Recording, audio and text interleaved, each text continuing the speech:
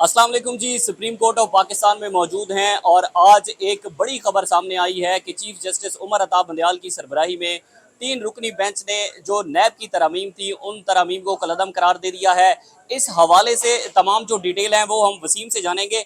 वसीम, आप कमरे अदालत के अंदर मौजूद थे, ज़रा बताएं कि कौन कौन सी तरमीम थी और क्या फैसला है। देखिए जी, जेल में बैठे एक शख्स ने 14 जमाती इत्तेहाद की 16 माह की जो कारकर्दगी थी उसको बैठकर निस्तो नाबूद कर दिया।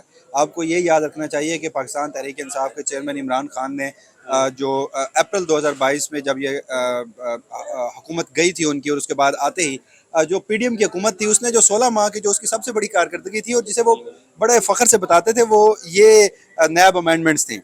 और इन नैब अमेंडमेंट्स के बाद मुतअद्दिद ऐसे नाम है जो आगे चलकर मैं आपको बताता हूँ जिनके केसेस ख़त्म हो गए थे। तो चेयरमैन पाकिस्तान तहरीक इंसाफ ने उसे चैलेंज किया और आज सुप्रीम कोर्ट ऑफ पाकिस्तान ने उसके ऊपर एक बड़ा फैसला सुनाया। किस्सा मुख्तसर, जो नैब तरामीम थी वो कलअदम करार दी गई हैं, पुरानी तरामीम बहाल हो गई हैं। उन पुरानी तरामीम के बहाल होने के बाद वो तमाम तर केसेस, वो तमाम तर जो साबिक वज़ीर आज़म इमरान खान एक पीडीएम हुकूमत पे इल्ज़ाम लगाते हैं और काफ़ी हद तक जो दुरुस्त भी नज़र आता है, वो था कि जी इन्होंने खुद को एनआरओ दिया। तो आज वो एनआरओ रिवर्स हुआ है क्योंकि सुप्रीम कोर्ट ऑफ पाकिस्तान ने करार दिया है कि ये मुफादे आमा का मामला था।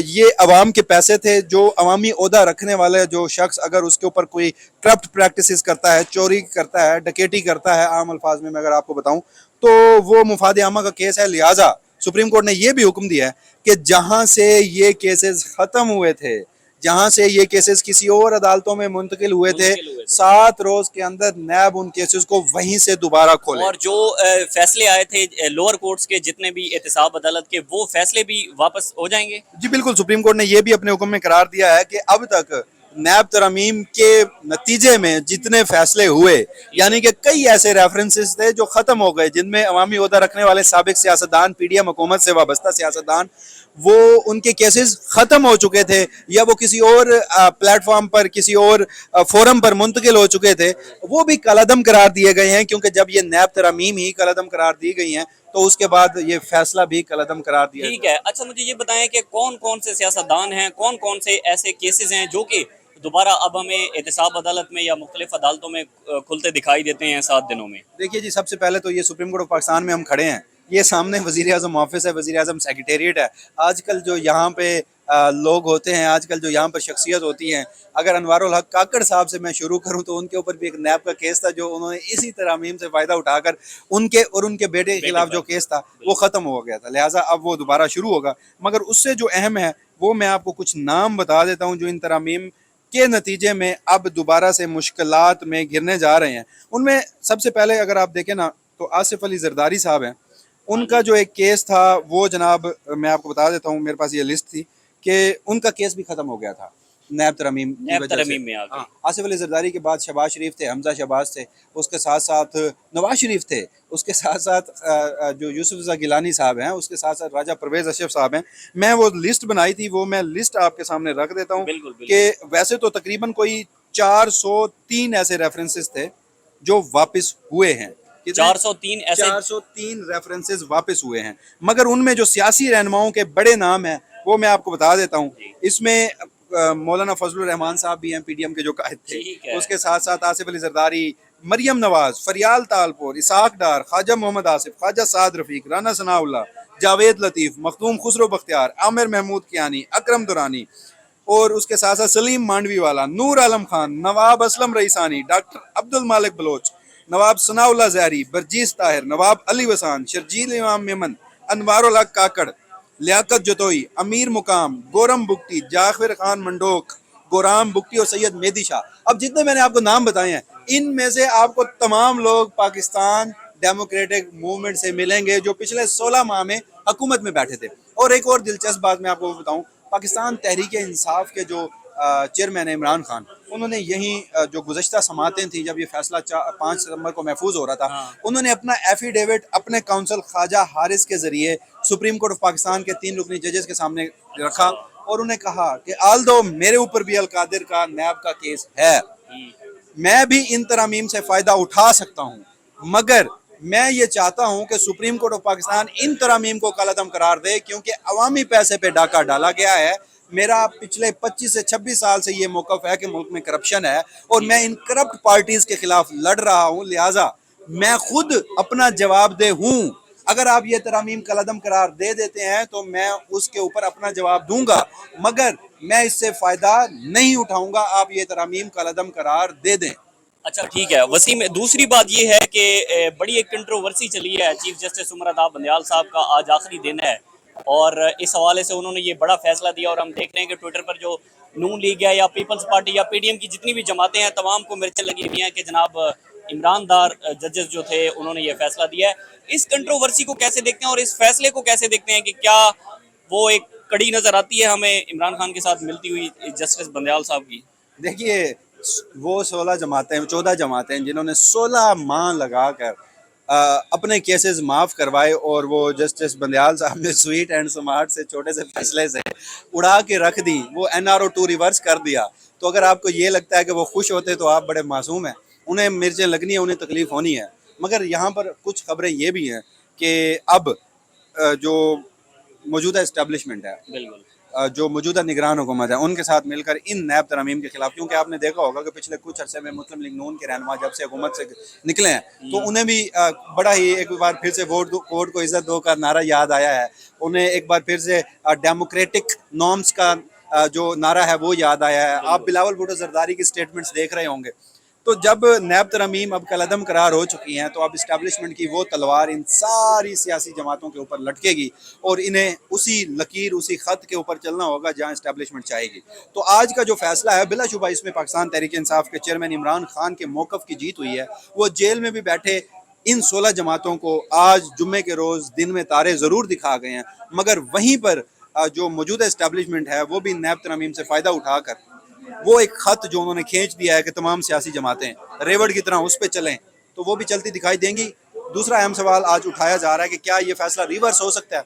ये बड़ा दिलचस्प है। बिल्कुल ऐसे ही है। Supreme court practice and procedure act, Qazi Faez Isa साहब ने पहले ही दिन अपने चीफ जस्टिस के पहले ही दिन वो केस फुल कोर्ट के सामने समाअत के लिए मुकर्रर कर दिया, जो अब तक हमारे ज़राए बता रहे हैं कि फुल कोर्ट उसमें तश्कील होगा। 8 रुकनी बेंच उस मामले में हुक्म इम्तना दे चुका है। तो जब फुल कोर्ट बैठेगा तो अगर वो हुक्म इम्तना रिवर्स हो जाता है, अगर वो supreme court practice and procedure Qazi Faez Isa challenge नहीं करते, उसे उड़ाते नहीं है और उसे कहते हैं कि वो एक एक्ट ऑफ पार्लियामेंट है, वो कानून है, उसी के ऊपर अमल होना चाहिए, तो फिर ये देखना होगा कि इस बेंच की कॉन्स्टिट्यूशन दुरुस्त थी या नहीं थी। क्योंकि उस जो supreme court practice and procedure act आया था उसके नतीजे में चीफ जस्टिस ने जो बेंच की तश्कील करनी थी वो 3 रुकनी कमेटी से करनी थी, 3 सीनियर जजेस ने करनी थी। यहाँ पर चीफ जस्टिस बंदयाल ने अकेले की है। नंबर 1 बड़ी दिलचस्प बात ये है। दूसरी जो अहम बात है वो ये है कि जो जस्टिस मंसूर अली शाह साहब थे उनका पहले दिन से ये स्टांस था कि पार्लियामान कानून पास कर सकती है, सुप्रीम कोर्ट उसे ओवर रूल नहीं कर सकती। सुप्रीम कोर्ट उस लम्हे ओवर रूल कर सकती है जब वो मुफाद आमा का मामला हो, आर्टिकल 184(3) का मामला हो, बुनियादी हकूक का मामला हो।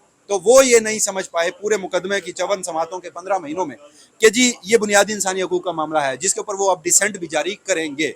लेकिन अब दूसरी तरफ ये देखना है कि क्या जब अब इस मामले के ऊपर रिव्यू आता है, जो 3 जजेस बैठते हैं, तो क्या वो इस फैसले को रिव्यू कर देते हैं उसी एक नुक्ते पर कि पार्लियामान कानून बना सकती है और ये बुनियादी हकूक का मामला नहीं है, ये मुफाद आमा का मामला नहीं है। तो जनाब इंटरेस्टिंग टाइम अहेड। अगर ये जजमेंट रिवर्स होगी तो ही खासा दिलचस्प होगा, अगर ये रिवर्स नहीं होती तो तकरीबन को जो 403 रेफरेंसेस है वो खत्म हुए हैं। ठीक है, इसी पर जरा बात करते हैं। इमरान वसीम साहब हमारे साथ मौजूद हैं, जरा इनसे डिटेल जाते हैं कि ये भी सुप्रीम कोर्ट ऑफ पाकिस्तान में रहते हैं, बड़े डिटेल से बातें करते हैं। आज के फैसले, आज आप रिपोर्टर हैं, यहाँ के सहाफ़ी हैं, क्या लगता है आज के फैसले को कैसे देखते हैं आप? देखें, आज का फैसला, मैं तो हुकूमत पाकिस्तान से एक चीज़ का मुतालबा करूंगा इस फैसले के बाद जी, कि वो तमाम लोग, जब ये इमरान खान साहब ने नैब तरमीम को सुप्रीम कोर्ट में चैलेंज किया था जून 2022 में, एक साल पहले, 27 जून 2022 को, तो उसके बाद जब इस केस का बेंच बना था ना, तो बेंच बनने के बाद जो सोशल मीडिया के ऊपर वो उस वक्त कहा गया कि देखें ये जो बेंच बना है इसमें बंदयाल साहब हैं, इजाजुल हसन साहब हैं, मंसूर अली शाह साहब हैं, तो लोगों ने फैसला उसी वक्त सुना दिया था कि 2-1 से फैसला आएगा। तो वो तमाम लोग जो सोशल मीडिया पे कह रहे थे कि 2-1 से फैसला आएगा पहली समाअत होने से पहले, उनको मेरे ख्याल से अवार्ड और तमगाज से नवाजा जाना चाहिए कि उन्हें पहले ही पता था।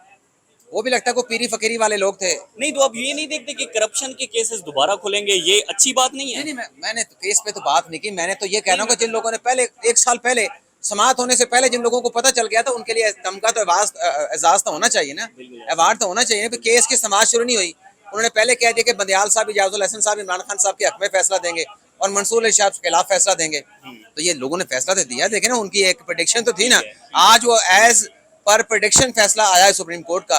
तो इसका मतलब है कोई खिलाफ तवक्को फैसला नहीं आया, यही एक्सपेक्ट कर लिया गया था कि यही फैसला आएगा। जहां तक आप करप्शन के केसेस की बात करें तो करप्शन तो किसी की माफ नहीं होनी चाहिए, करप्शन सबकी होनी चाहिए, लेकिन इस फैसले में फिर आपको पता ना, फिर सियासतदानों के केस तो खोल दिए हैं, ब्यूरोक्रेट्स के कहानी वो नहीं खुलेंगे, तो वो फिक्र क्यों हुआ। फिर दूसरा एक दो बातें और कर लेता हूँ। ये जो फैसला आया है ये कितना अरसा बरकरार रहेगा, मैक्सिमम आप क्या कहते हैं? क्या वफाकी हुकूमत इसके ऊपर अपील में नहीं आएगी, नजरसानी नहीं करेगी? नजरसानी करेंगे तो बंदियाल साहब तो आज घर चले गए। तो 3 रुकनी बेंच जो नया बनेगा इस केस में नजरसानी सुनने के लिए, एक तो इजाजुल हसन साहब हो गए, एक मंसूर अली शाह साहब हो गए, एक कोई नया जज आ गया जो आके ये कह के नहीं ये फैसला गलत है, रिवर्स होना चाहिए, तो ये क्या कितने दिन बरकरार रहेगा? तो आप ये उसमें भी छोड़ें, इस पर भी छोड़ें। जो सबसे अहम बात थी, कानूनी नुकता था जो किसी उसको नजरअंदाज करके फैसले सारे फैसले दिए गए। 18 सितंबर को supreme court practice and procedure act जो है उस केस को समाअत के लिए लगा दिया है। अगर वो उस पर जो फुल कोर्ट है, पीर के रोज फुल कोर्ट जो है, जो स्टे ऑर्डर आपने दे रखा है उसको वापस ले लेते हैं, तो फिर इस फैसले की हैसियत क्या रह जाएगी? तो आप समझते हैं ये रिवर्स हो जाएगा? ये मैं कहता हूँ जितने भी प्रैक्टिस एंड प्रोसीजर एक्ट के बाद जितने फैसले आए हैं ये ऐसे फैसले हैं जिनकी किस्मत का फैसला जो है Supreme court practice and procedure act करेगा। इसलिए इस फैसले के ऊपर मिठाइयाँ खाने की या शादियाने बजाने की जरूरत नहीं है। हाँ, अगर वो कानून सेटिसाइड हो गया प्रैक्टिस एंड प्रोसीजर एक्ट, तो तभी ये फैसला बरकरार रहेगा। लेकिन डिपेंड करेगा क्या नजरसानी आती है नहीं आती, वो भी डिपेंड करेगा। ये बहुत सारी चीजें हैं, यानी अभी ये मिठाई खाने वाला फैसला नहीं है। ठीक है, बहुत शुक्रिया जी। इनके मुताबिक अभी ये मिठाई खाने का फैसला नहीं है। चीफ जस्टिस उमर अताब बंदियाल का आज आखिरी रोज था। इस हवाले से नैब तरमीम का जो है वो फैसला आया है, जिसमें करप्शन के तमाम केसेस दोबारा खोलने का फैसला किया गया है। लेकिन देखना होगा कि वक्त क्या बताता है। मुझे दी इजाज़त, अल्लाह हाफ़िज़।